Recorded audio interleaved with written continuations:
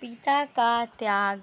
एक बार एक बेटा अपने पिता से झगड़ा करके गुस्से में घर से बड़बड़ाता हुआ निकला और रेलवे स्टेशन की तरफ जाने लगा।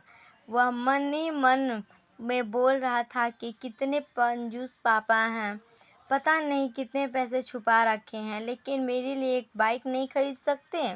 जा रहा हूँ और तब तक नहीं आऊँगा जब तक अपने पैसों से बाइक नहीं खरीद लेता। तभी उसे पैरों में कुछ चुभने का एहसास होता है और नीचे देखता है तो उसने पाया कि जल्दबाजी में उसने अपने पिता के जूते पहने हुए हैं। उस जूते में कील उभरी हुई थी जो बार बार उसके पैरों में घाव किए जा रही थी। लेकिन उस समय गुस्सा ज़्यादा था, इसलिए ज़्यादा ध्यान न दिए बगैर वह आगे बढ़ता चला गया। फिर उसे याद आया कि वह पापा का पर्स भी अपने साथ लेकर आ गया है, तो उसके दिमाग में आया कि क्यों ना आज पापा का पर्स चेक किया जाए, जिसे आज तक उसके पिता ने किसी को हाथ तक नहीं लगाने दिया।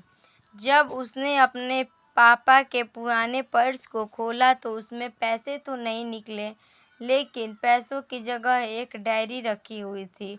उसने सोचा कि यहाँ पर खजाना छुपा रखा है, ज़रूर इस डायरी में लिखा होगा कि किससे कितने पैसे लेने हैं या फिर किसको कितने पैसे पिताजी ने दिए हैं। लेकिन वह गलत था। जब उसने उस डायरी को खोला तो पहले पन्ने पर वहाँ पर जो लिखा था वह थोड़ा अजीब था। डायरी के पहले पन्ने पर जो लिखा था उसे पढ़ने के बाद उसके चेहरे पर जो हाव भाव थे वह गायब हो चुके थे, क्योंकि डायरी में वैसा कुछ नहीं लिखा था जिसकी उसने उम्मीद की थी या फिर वो जो भी सोच रहा था। उस डायरी में पैसों का हिसाब लिखा हुआ था जो अलग अलग कामों के लिए अलग अलग लोगों से उधार लिए थे। उस सूची में लैपटॉप के लिए पैसे लिखे हुए थे, जो कि इस प्रकार लिखा हुआ था 60,000 बेटे के लैपटॉप के लिए।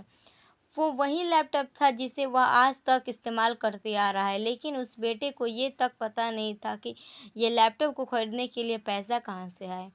उस डायरी में कैमरे के हिसाब भी लिखा था। उस बेटे को याद था जब उसने पहली बार कैमरे के लिए जीत की थी, तब उसके पिताजी ठीक 1 हफ्ते बाद उसको जन्मदिन पर कैमरे को गिफ्ट किया, जिसे देखकर बहुत खुश हुआ। और उसे खुश देखकर उससे ज़्यादा खुश कोई नहीं था, वह थे उसके पापा। अब बेटे का गुस्सा एकदम सा गायब हो गया। जब उसके बेटे ने दूसरा पन्ना पलटा तो उसमें कुछ इच्छा लिखी हुई थी।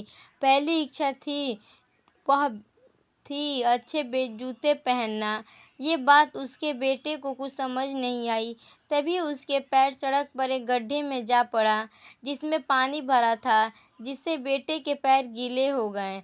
उसने जूते को पलट कर देखा तो उसने देखा कि जूता तो नीचे से फटा हुआ था। ये देखकर उसे डायरी में लिखी हुई बात समझ में आ गई। तभी उसे उसके माँ बाप की बात याद आई। माँ हमेशा यही बोलती थी कि अब तो नए जूते ले लो, लेकिन पिता हमेशा बोलते थे कि नहीं, अभी कुछ दिन और चलेगा ये जूता, कुछ दिन पहले ही तो लिए थे। उसे आज समझ आ रहा था कि कितने दिन और चलेंगे। साथ ही साथ उसे यह भी समझ आ रहा था कि उसके पिता पर्स को क्यों छुपाए रखते थे। तभी उस डायरी को पढ़ते पढ़ते वह रेलवे स्टेशन पहुंचा और एक बेंच पर आकर बैठ गया। अब उस डायरी का आखिरी पन्ना पलटा तो वहाँ 2 दिन बाद की तारीख लिखी हुई थी और नीचे लिखा था कि 80,000 रुपये बाइक के लिए। बेटे ने बस इतना पढ़ा और उसका दिमाग एकदम सन्न रह गया।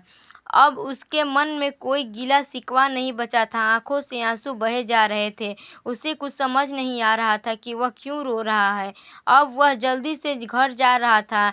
जूते में लगी कील अब तक उसके पैरों में घाव कर चुकी थी। उसने तुरंत उस जूते को खोला और फेंक दिया। अब वह नंगे पैर ही दौड़े जा रहा था और घर पहुंचा, लेकिन उसके पिता उसे घर पर नहीं मिले। उसे समझ आ गया था कि उसके पिता कहाँ गए होंगे। वह सीधा बाजार की ओर भागा और पता नहीं उसमें कितनी ताकत कहाँ से आ गई।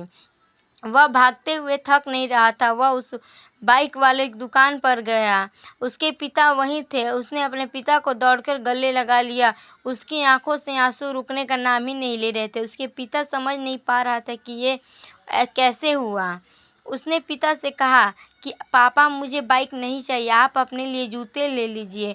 अब आज मैं जो कुछ भी करूँगा वो अपने दम पर करूँगा, अपने मेहनत से करूँगा। आप मेरी हिम्मत हैं, मेरी ताकत, मेरी शान हैं। आप पापा, मैंने आपसे जो बदतमीज़ी की और आपको परेशान किया उसके लिए मुझे माफ़ कर दीजिए। पिता उस दिए की तरह होते हैं जो खुद जलकर औलाद का जीवन रोशन करते हैं। पिता की मौजूदगी सूरज की तरह होती है। सूरज गर्म ज़रूर होता है लेकिन न हो तो अंधेरा छा जाता है।